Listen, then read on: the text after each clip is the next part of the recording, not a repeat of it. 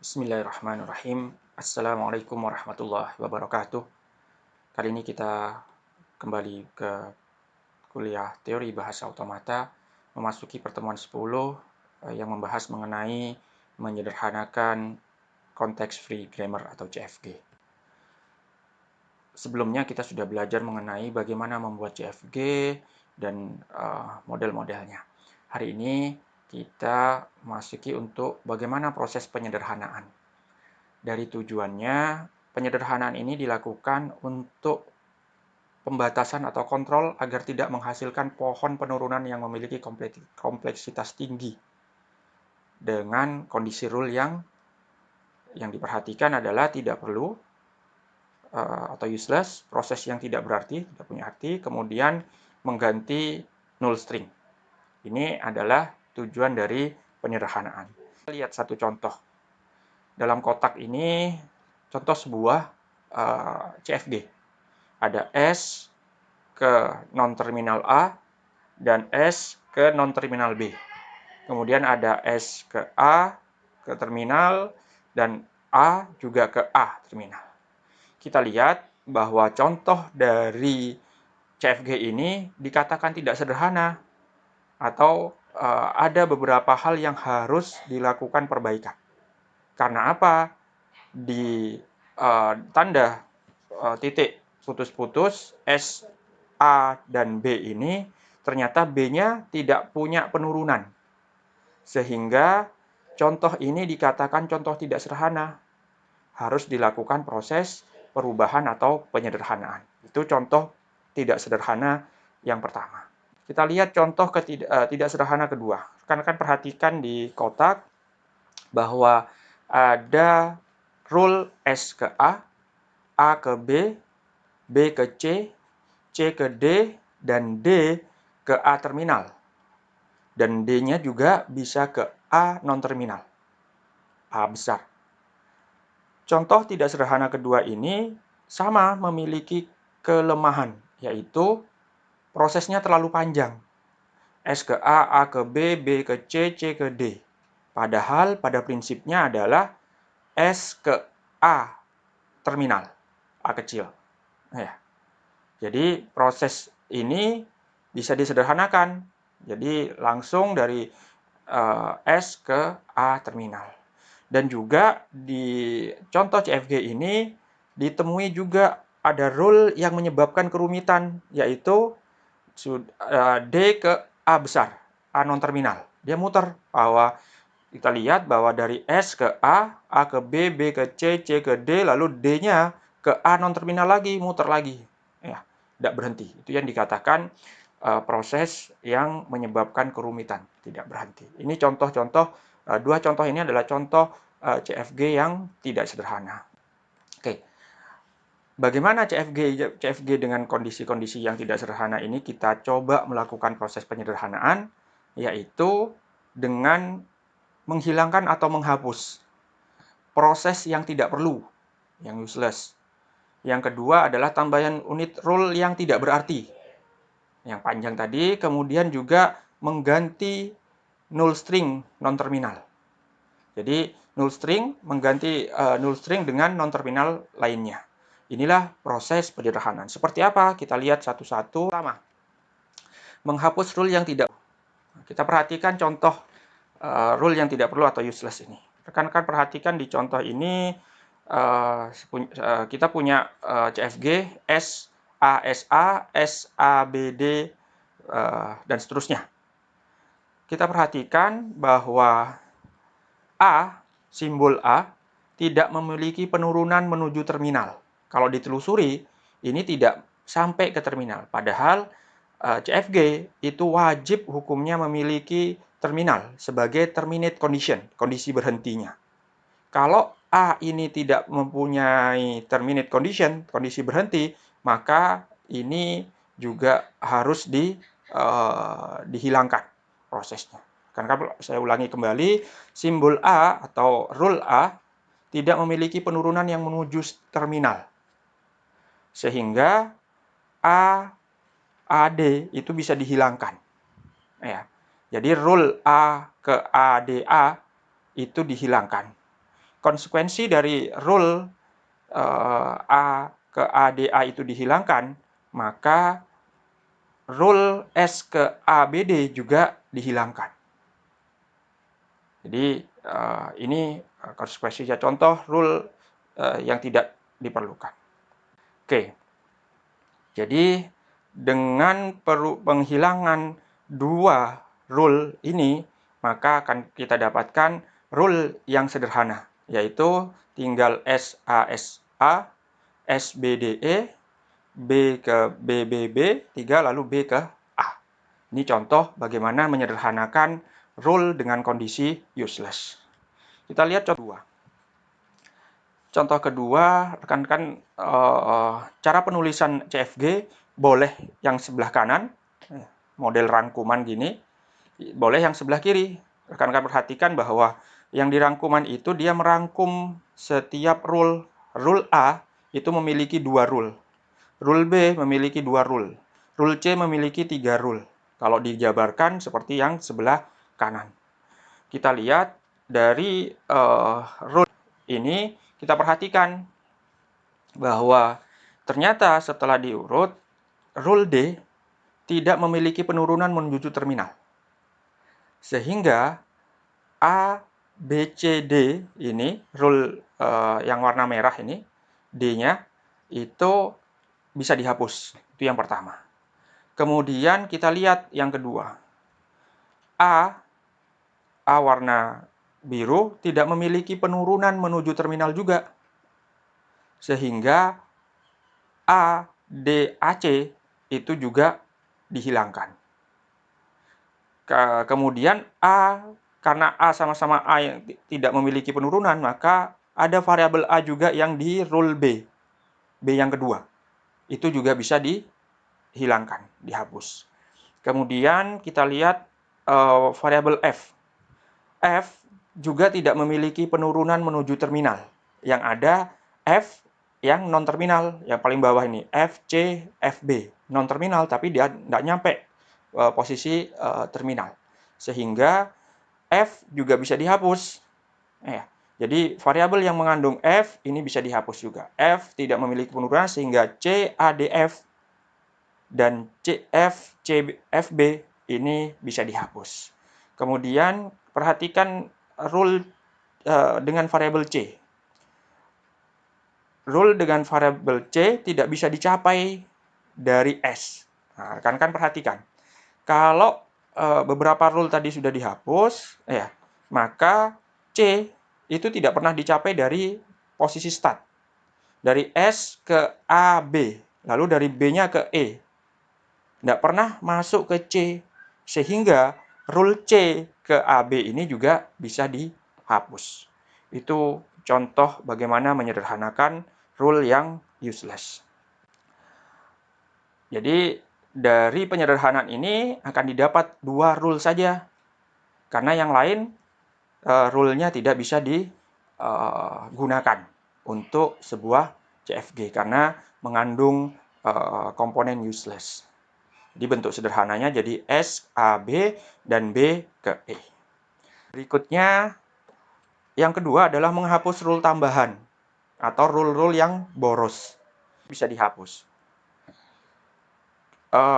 Rule tambahan atau rule boros ini adalah rule tambahan di mana ruas kiri dan kanan hanya memiliki berupa satu simbol variabel non-terminal.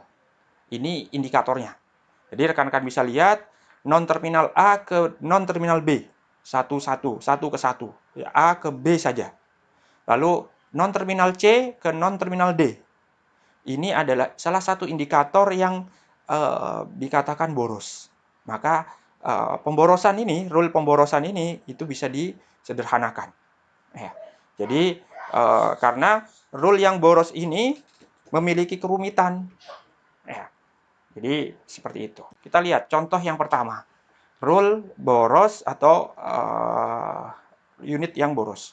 Perhatikan di kotak CFG-nya. Di kotak CFG kita ada 5 rule. 2 rule S, 2 rule C, dan 1 rule D. Rekan-rekan perhatikan indikator rule boros adalah dari non-terminal ke non-terminal. Nah, rekan-rekan bisa lihat bahwa indikator yang salah satu yang boros adalah C ke D non-terminal. Rekan-rekan perhatikan, C ke D non-terminal ini dikatakan boros sehingga kita lakukan penelusuran, kita lihat penelusurannya dulu. Ya, awalnya. Oh, C ke D. Anggotanya D, C-nya dari mana? Ternyata C-nya itu bisa dicapai dari S ke C. Terus kalau C lagi ada C ke E, E, F. Kemudian baru dari C ke D, D ke DD. Setelah kita identifikasi rule yang terkait dengan rule yang tadi boros itu, maka kita bisa melakukan proses mengganti. Jadi kalau mau digambarkan bisa dilihat di poin kedua bahwa S ke C, kemudian C ke D, D ke DD. Sehingga ada rule dari C ke D yang kita bisa hapus, sederhanakan. Sehingga hasilnya adalah menjadi S langsung ke DD. Tidak perlu ke C lagi, lalu ke D, lalu ke DD. Ini proses penyederhanaannya. Yang berikutnya adalah konsekuensinya lagi ada C ke EF. Dari S ke C, C ke EF, itu kita bisa sederhanakan menjadi S ke EF langsung. Ya. Oke, itu salah satu proses bagaimana menyederhanakan rule CFG yang boros. Oke, berikutnya, contoh yang kedua. Nah ya, jadi contoh yang kedua, rekan-rekan perhatikan.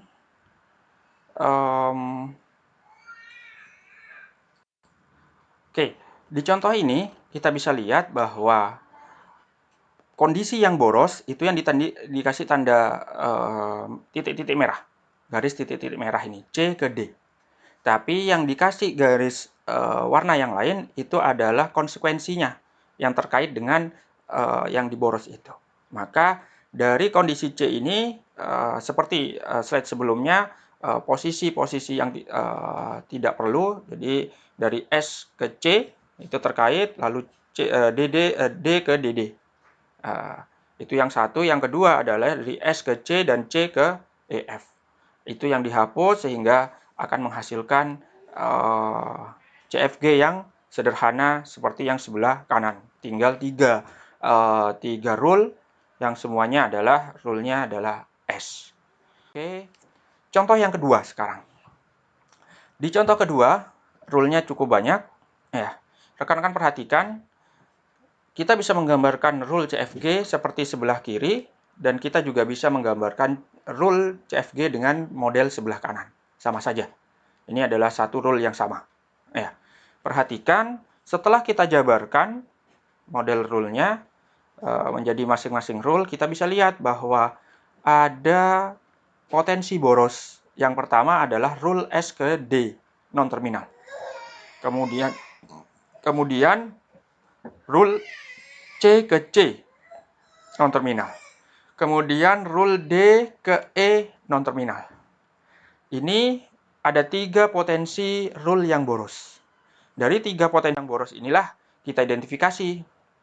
Yang pertama, S ke D, D ke E, E ke GH. Ya, kita lacak posisinya seperti apa. Ternyata ada D ke E, E ke GH. Maka dari rule ini kita bisa sederhanakan menjadi S langsung ke GH saja. Kemudian yang kedua, pelacakannya kita bisa lihat bahwa S ke D, lalu D ke S, A, B, C. Ini bisa sederhanakan juga menjadi S ke S, A, B, C. Kemudian yang terakhir, C ke C. C ke C ini bisa langsung dihapus karena dia berproses ke dirinya sendiri.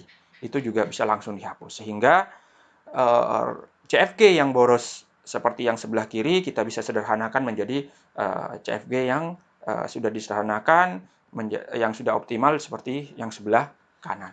Ini contoh CFG boros dan penyederhanaan yang kedua. Oke. Yang terakhir adalah menghilangkan null string. Proses penyederhanaan yang ketiga adalah bagaimana kita mencoba menghilangkan null. Oke. Menghilangkan null string dilakukan dengan mengganti rule. Jadi rule-nya diganti. Dari rule yang ke null string menjadi rule yang tidak ke null string. Nah, penghilangan null string ini kita harus perhatikan ada 3 kondisi. Kondisi pertama adalah rule null string-nya merupakan satu-satunya rule. Kemudian kondisi kedua adalah bukan satu-satunya rule. Dan kondisi ketiga adalah kondisi pengecualian. Untuk rule yang dimiliki oleh S atau stat itu tidak perlu dihilangkan dalam proses penyederhanaan. Lihat contohnya satu-satu. Contoh pertama, contoh yang merupakan satu-satunya rule. Kan lihat kita punya sebuah CFG, CFG-nya adalah S, B, C, A, D. Kemudian punya A ke null string. Rule A, null string, ini adalah satu-satunya rule yang dimiliki oleh A. Karena rule ini merupakan satu-satunya rule yang dimiliki oleh A, maka rule A ke null string itu bisa langsung dihilangkan. Tapi konsekuensinya adalah semua variabel yang terkait A non-terminal, A besar, itu harus disesuaikan. Nah, kita lihat kalau A null string ini dihapus, maka variabel A di S, SBCAD ini, A-nya juga harus disesuaikan. Variabel A-nya saja yang dihilangkan, bukan rule-nya yang dihapus. Jadi, rekan-rekan bisa lihat di sebelah kiri rule awalnya, variabel A ke null string-nya dihapus, sisanya menjadi SBCD. Yang di S, variabel A-nya dihilangkan. Jadi, ini contoh yang pertama. Contoh yang kedua adalah null string, rule null string yang bukan satu-satunya rule. Contohnya hampir sama, hanya rekan-rekan bisa perhatikan bedanya.